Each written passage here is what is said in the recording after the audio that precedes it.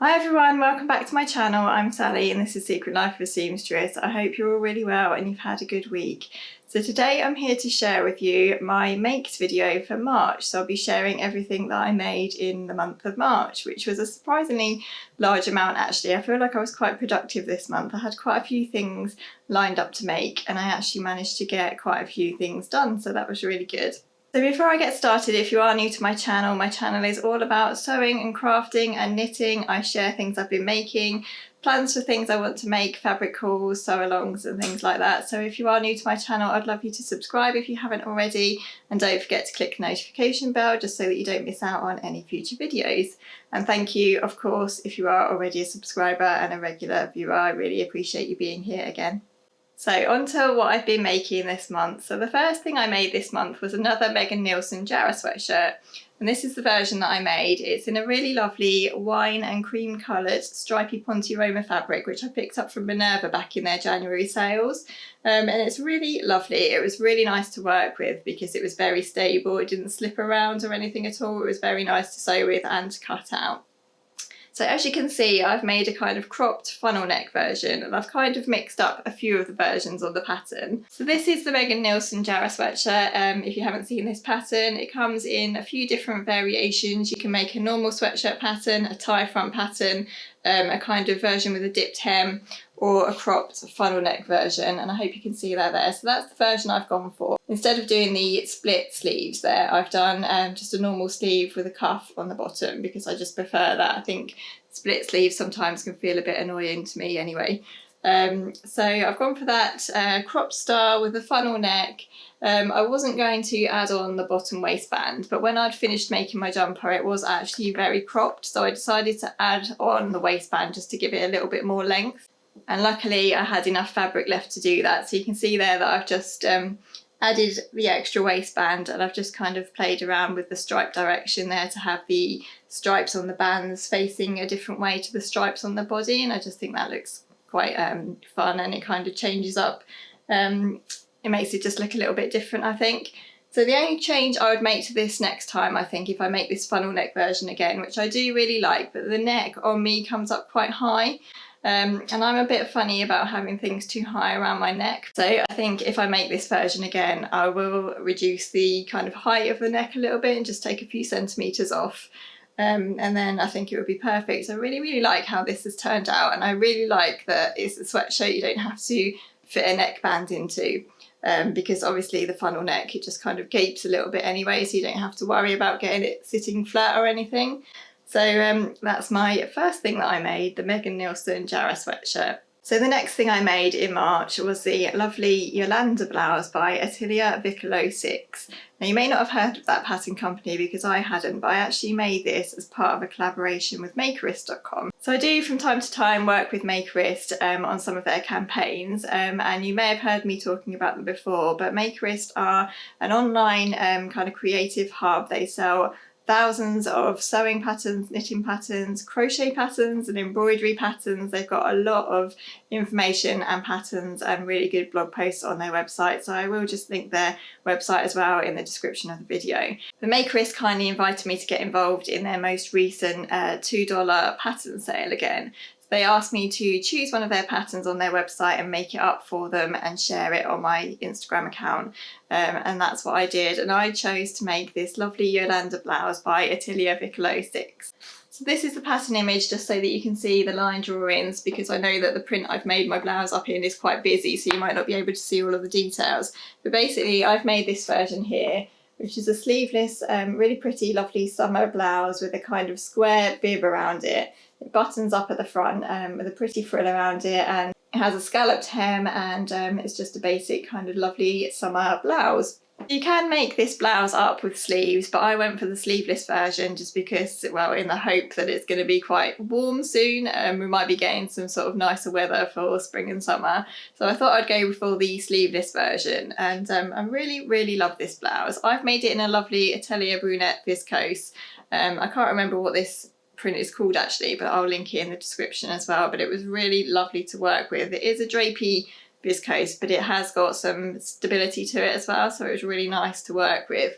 I found this pattern really lovely. I'd say one thing to watch out for is that you do have to add seam allowances to your pattern, so just make sure that you do that before you start cutting. And also it's an Italian pattern company, so their sizes are actually in Italian sizes, so you just need to make sure on their measurement chart that you're cutting the right size. I think I did the second size. So the sizes range from a size 38 to 50, so you just need to make sure it does actually give the Italian measurements and the English measurements, so you just need to make sure that you measure yourself and get the right size before you cut. Don't just assume that your measurements will be the same as what you always cut with this pattern just because it's an Italian company. So yeah, this pattern, once it was all cut out, it came together really, really lovely. So the bib is added on kind of separately as two separate parts. It's lined inside and it buttons up. So it's fully lined inside the bib and it just buttons up down the front there. Which gives a really nice finish, and then the armholes are just finished with bias binding, which gives a really nice neat finish, and it was quite an easy thing to do. And then at the bottom the hem is finished with a facing, which I'd never done before. I've never finished a hem before with a facing, so that was a really nice kind of new thing to try, and I really like how it's finished the top actually. It's really neat and it hangs really nicely. So yeah, I absolutely love this blouse and I highly recommend this pattern. It's really lovely for spring and summer, and I'd really like to make another couple of these up. I think it would look lovely in a really cool kind of cotton dobby fabric, like in a light pink or a white or something, and I think it would also look really nice in a stripy linen, and that would hang really nicely too. So yeah, big vote for this pattern. I'll link it down below so that you can pop over and see it. So my next make was a really exciting one. So I was really kindly contacted by Amy Sinibaldi, who designs for art gallery fabrics. So Amy kindly contacted me on Instagram and asked me if I would like to make something from her new collection of art gallery rayon fabrics, which is called the Velvet Collection. And of course I said yes. And look how beautiful this fabric is. So she sent me 2 meters of this and I was able to make whatever I liked, and this will be going in the lookbook for the fabric. So I'm absolutely kind of a bit blown away really that happened. It's so exciting, and yeah, obviously jumped on the chance to make something from this beautiful fabric. So I've made a cropped version of the Megan Nielsen Sudley blouse, and I've made it with the Peter Pan collar, which I'd not tried before, but since collars are everywhere at the moment and I love a collar, I love looking at other people's things that they've made with collars, I thought I would give a collar a go myself, and I absolutely love this blouse. So I've made the cropped version of the blouse, and what I've done basically is just use the bodice for the dress part of the pattern, and then as part of the pattern there's a pattern piece for a kind of dropped hem version of the dress, and I've just used that part of the pattern to add this peplum skirt to the bottom of the top, and it just gives it a little bit more length, and it looks really pretty.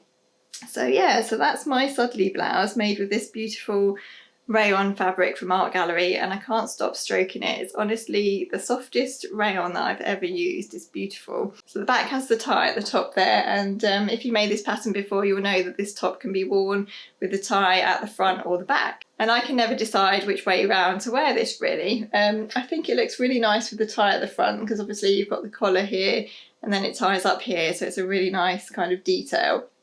But since the collar is so pretty on its own, I think it also looks really nice this way round. This is the pattern if you've not seen it before. I've actually got the older version of this pattern, so I think the pattern image has been updated a little bit since I bought this pattern. But you can basically make all kinds of different versions of this dress. You can make it as a top. So you can see there that this is the top version of basically of what I've made for the Peter Pan collar. But what I've done is I've used the bodice of the dress, if you can see that, the kind of cropped bodice of the dress, and I've added the short sleeves and the Peter Pan collar, and then I've just added part of the skirt onto the bottom to make the peplum top. And I really like that kind of hack. I think it's really pretty and it'll be really floaty and cool for summer. So So that was my third make of the month, the Megan Nielsen Sudley top in Art Gallery velvet rayon. And as I say, I'm not sure when this will be out, but I will check and try and find out and let you know in the description below. So my next make for March was my finished Carolyn pyjama set. So I shared a sneak peek of where I was at with this a couple of videos back. So this is the Carolyn pyjama set that I've used, and I've gone for the shorts version, which is this one here. And I'll just try and show you the line drawings on the back. I hope you can see that against the camera. So I've gone for the shorts version, and I've had a go at the piping as well. This is my finished version. I'll put in some pictures, of course, as well, just so that you can see them on. I'm really pleased with these. So this was kind of a wearable twirl. I used some lovely viscose from Abercrombie Fabrics, which is just so lovely and soft and drapey. So the floral print is on a navy background, and there's some coral green and white in there, and then I've just used a white bias binding to kind of have a go at the piped edges, although they're not piped, they're I don't know what you call it, but I've used bias binding and folded it in half just to give that white edging. So as I said in my video where I showed these before, I do think I could have made a neater job of these, but since this was my first version and I was having a go at it all, I'm not too bothered that it's not perfect. I know I shouldn't point out my mistakes. I got told off last time I did that in my video. But yeah, you know when you just feel like you could have done a neater job of something. But I absolutely love these. I'm so pleased with them, and they're really comfortable and soft in this fabric. I've got another cotton that I want to make another pair from, an Art Gallery cotton actually from Minerva. So yeah, I'll be soon making up another pair of these in a cotton, so I'll see what the difference is like to wear them, whether it's more comfortable wearing them in a viscose or a cotton. But yeah, love this pattern. I can see why people get addicted to the Carolyn pyjama set and make loads and loads of sets. It is quite a slow make. I think this top took me about 4 or 5 hours to make. I think I was very slow at it, but I was taking my time and I was trying to make sure that I did everything accurately. I wasn't sure what I was doing, obviously, because it was the first time I made this pattern. So it did take me quite a long while to actually make this top. It's quite fiddly, I found, to get the edging to sit right. Someone told me that it's easier if you use proper piping, so for my next version I'm going to try and get some proper piping. So these are the shorts that go with the pyjama set. It's a nice elasticated waist shorts, and then I've used the piping or binding or whatever around the cuff there, and I just like how that looks. I did debate whether or not to do the piping because it does add that little bit of time and care to the whole thing, but it really does kind of make the project, I think, and it really does just take it up a level. I think they look like really kind of vintagey pyjamas, and I really like that. So I'm so pleased with those. I can't wait to make another pair. So the next thing I have to talk about is the dress that I decided to make for the Frugal Frocks challenge. So if you're on Instagram, you'll know by now what dress I decided to go for the Frugal Frocks challenge. You'll remember from my video when I was talking about my different options and things that I might like to make for this challenge, I was very kind of swayed towards the peppermint wrap dress, which was reversible, and I was going to use the 2 different tiger prints to kind of make a reversible wrap dress. So when it came to it, I did hold the 2 fabrics up one against the other, and because one was lighter than the other, you could see through a little bit the print on the underside. So that kind of put me off of working with that pattern in the end a little bit. And also, when I was thinking about it, I was thinking, if you needed to make a reversible dress, you would have to get that hem absolutely spot on so that you didn't see when you're reversing the dress, so you didn't see any of the like inside dresses. So you really would have to be absolutely perfectly accurate at getting your hems hanging together. And I just wasn't really in the mood to be faffing around with that. So unfortunately the peppermint wrap dress didn't work out for me this time. And then my second option was the Libby dress. I don't have the pattern here with me at the moment. It was a kind of dress with a Peter Pan collar, and one of my options was to use my sunflower print viscose to make that with a yellow collar to bring out the yellow in the sunflowers.